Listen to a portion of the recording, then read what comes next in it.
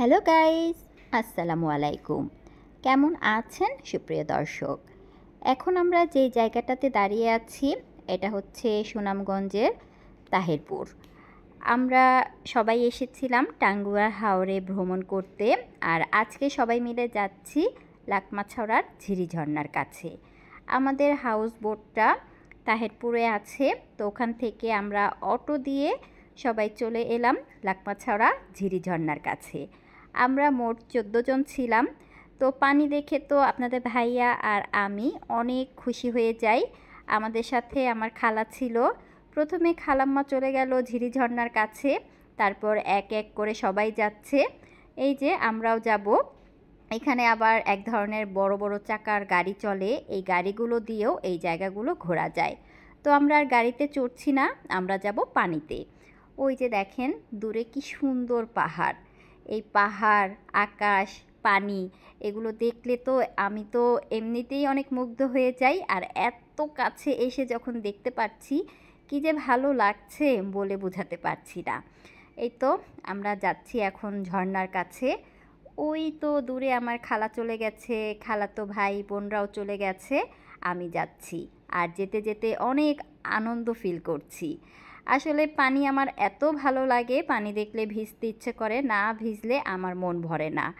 আর আপনাদের ভাইয়াও কিন্তু ঠিক আমারই মতো, পানি দেখলেই আমরা দুজন নেমে ভিজে তারপর কিন্তু বাড়ি ফিরি।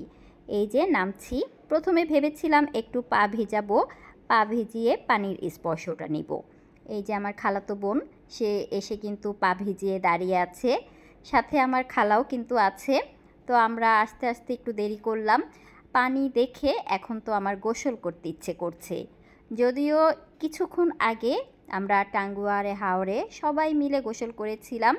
ওখান থেকে ফিরে দুপুরের লাঞ্চ করে এখন এলাম আমরা লাকমাছড়াতে।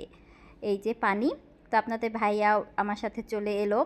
আমরা দুজন প্রথমে একটু পা ভিজাতে ভিজাতে তারপরে কিন্তু বেশি পানিতে চলে যাচ্ছিলাম। আর আমার তো ইচ্ছে করছে এখন এই পানিতে গোসল করতে। শুধু আমার না, আপনাদের ভাইয়ারও কিন্তু এমনটাই ইচ্ছা করছে।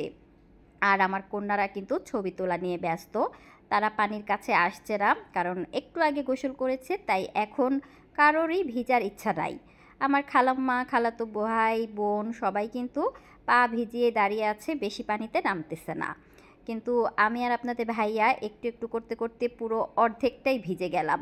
এক সময় আপনাদের ভাইয়া বলল যে গোসল করি, আমিও বললাম করো, সমস্যা নাই, আমরা হাউস বোটে যেয়ে আবার চেঞ্জ করব। যাই হোক, পুরোপুরি আর ভিজছি না, তবে এখানে অনেক মানুষই গোসল করছিল, তাদের গোসল দেখে একটু মনটা ভরিয়ে নিলাম। আর এই পানিগুলো এত ঠান্ডা ছিল, পা দিয়ে যে কি ভালো লাগছিল। পানির নিচে ছিল পাথর, অনেক সময় এক জায়গায় দাঁড়িয়ে থাকলে দেখা যায় পায়ের নিচ থেকে পাথরগুলো সরে যায়, তখন একা একা মনে হয় আমি নিচের দিকে চলে যাচ্ছি। খুবই ভালো লাগছিল, এক জায়গায় বেশিক্ষণ দাঁড়াতে পারছিলাম না, একটু ঘুরে ফিরে সরে তারপরে জায়গায় জায়গায় দাঁড়াচ্ছিলাম। আর আমার এত ভালো লাগছিল, ভালো লাগাটা প্রকাশ করার জন্য আমি কিন্তু নাচানাচিও শুরু করে দিলাম আর গান গাচ্ছিলাম। দূরে ওই পাহাড় দেখা যায়, পাহাড় দেখে ঝর্ণা দেখে এতটাই মুগ্ধ হয়ে গেলাম যে আমি একদম ডানা মেলে নাচতে শুরু করলাম। আমার এই ভালো লাগাটা আসলে আমি আপনাদেরকে বলে বোঝাতে পারবো না, কারণ এরকম একটা জায়গায় এসে মনটা আসলে একদম প্রফুল্ল হয়ে যায়। আমরা যখন বাসা থেকে সিলেটের উদ্দেশ্যে রওনা হয়েছিলাম তখন কিন্তু অনেক বৃষ্টি ছিল, বলতে গেলে সারাটা রাত বৃষ্টি পড়েছে, কিন্তু এখানে আসার পরে বৃষ্টিটা হাওয়া হয়ে গেল। আর এত পরিমাণ গরম ছিল, এই গরমে মনে হচ্ছিল পানির নিচে বসে থাকি। আমাদের দুজনেরই তীব্র ইচ্ছা ছিল এখানে গোসল করার, কিন্তু সেটা আর সম্ভব হলো না, যেহেতু আমরা সবাই একসাথে এসেছি। পরবর্তীতে আমরা আবার আরেকটা স্পটে যাব, এখানে যদি গোসল করি তাহলে আর আমাদের আজকে নীলাদ্রি লেক দেখা হবে না, তাই আমাদের ইচ্ছাটাকে মাটি চাপা দিয়ে চলে যেতে হবে সবার সাথে।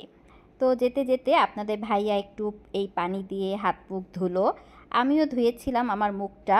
পানিগুলো এত ঠান্ডা ছিল, গায়ে লাগাতেই ভীষণ ভালো লাগছিল। তো আমরা এই ঝিরি ঝর্ণা থেকে চলে এলাম মেন রোডে, আর আমরা অপেক্ষা করছি আমাদের অটোর জন্য।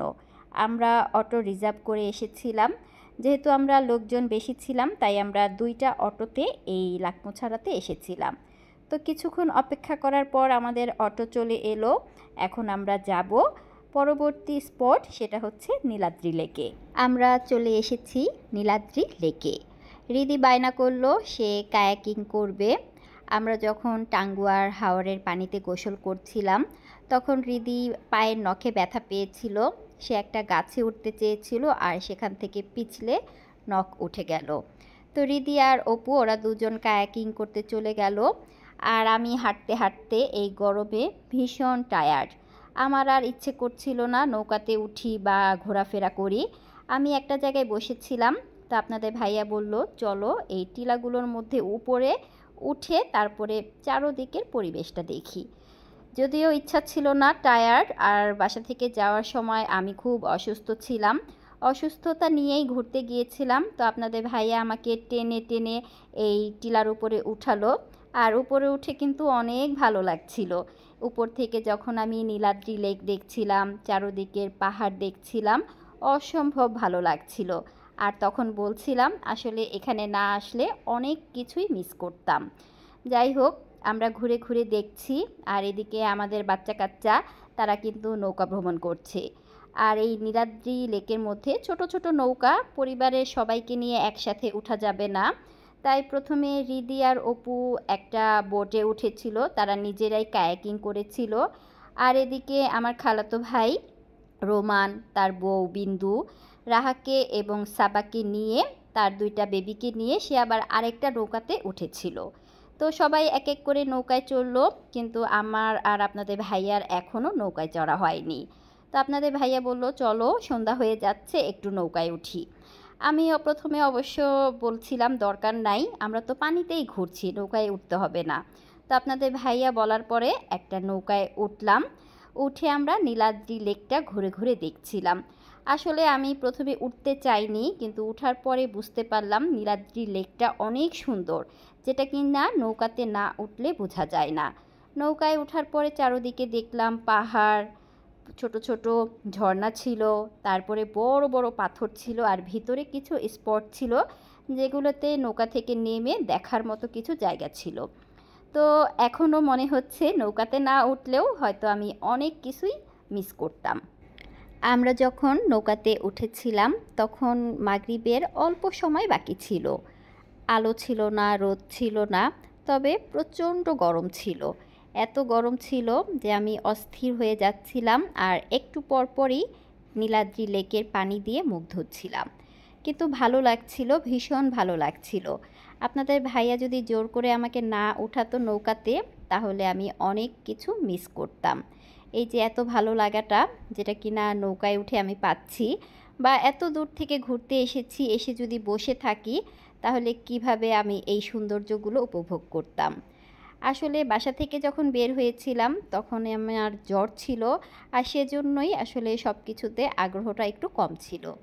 আর আপনাদের ভাইয়াকে অনেক ধন্যবাদ জোর করে আমাকে নৌকাতে উঠানোর জন্য বা টিলাতে উঠানোর জন্য।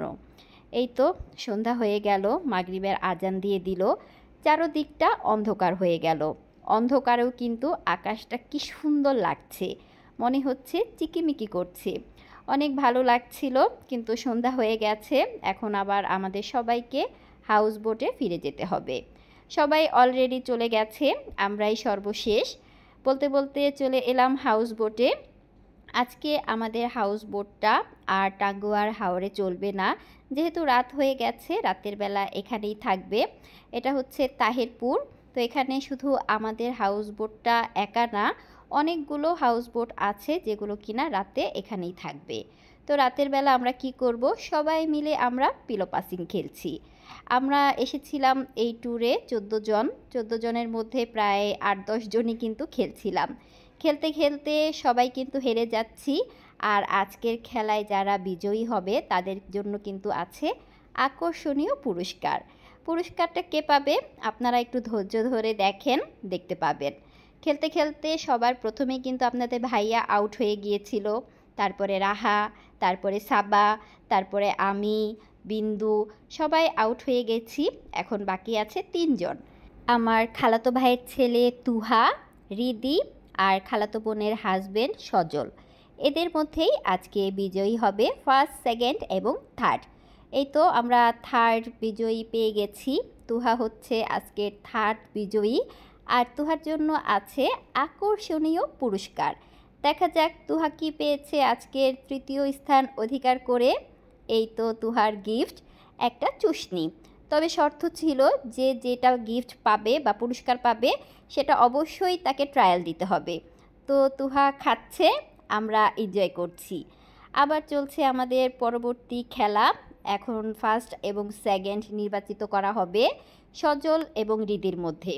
কে ফার্স্ট হলো? সজল, আর রিদি হচ্ছে সেকেন্ড। তো দেখা যাক সেকেন্ড বিজয়ী হিসেবে রিদি কি পুরস্কার পেল। রিদি পুরস্কার খুলছে আর আমরা সবাই এক্সাইটেড দেখার জন্য। এই তো ফাইনালি রিদির হাতে পুরস্কার চলে এসেছে। এটা কি? শিশুদের ফিডার। তুহা যেহেতু চুষনিটা খেয়ে দেখিয়েছিল, এখন রিদিকেও কিন্তু তাই করতে হচ্ছে। সে ফিডারের মধ্যে একটু চা নিয়েছিল এবং চাটা খেয়ে সবাইকে দেখিয়ে দিল। এখন হচ্ছে আমাদের প্রথম বিজয়ী সজল। সে কি পেল? সে পেয়েছে আকর্ষণীয় পুরস্কার। সে পেয়েছে একটা হেডফোন। তো সবাই তালি দাও। আজ এই পর্যন্তই, আবার দেখা হবে পরবর্তী ভিডিওতে। সেই পর্যন্ত সবাই ভালো থেকো, সুস্থ থেকো, নিরাপদ থেকো। আল্লাহ হাফেজ।